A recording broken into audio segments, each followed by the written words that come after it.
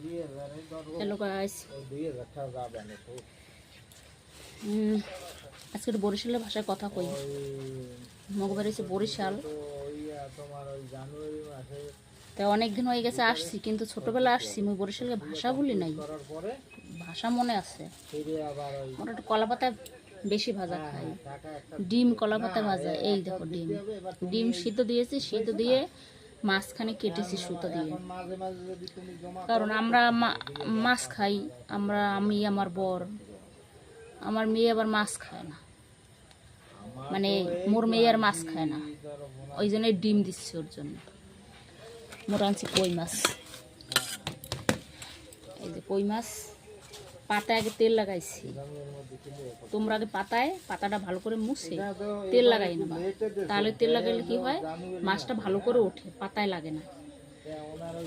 এরপরে পাতাটা এক সাইডে রাখলাম, এরপরে কই মাছটায় মানে সমস্ত মশলা দিয়ে, তোমার তেল দিয়ে, হলুদ দিয়ে তোমার ভালো করে মাখাতে হবে, ভালো করে মাখাইতে হবে।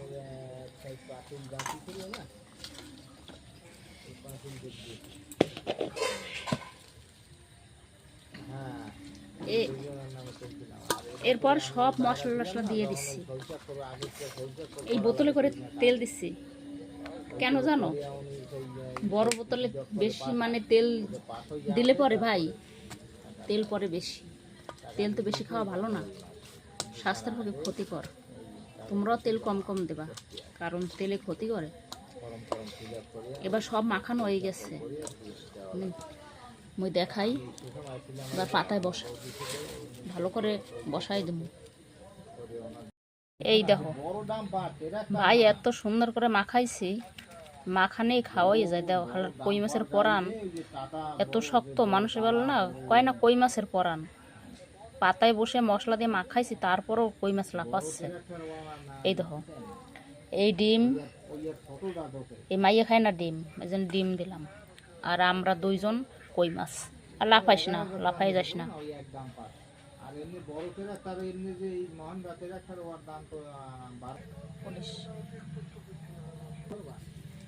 এই যে এই আলু বেগুন কাটছি পেঁয়াজ দিয়া, এই আর পেঁয়াজ কাটছি, হলুদ লঙ্কা তেল দিয়া ওই একরকম ভাবে বসাই দিচ্ছি, কারণ এইটা হচ্ছে মশলা, এইটা মশলা না দিলে খাওয়া যাবে না।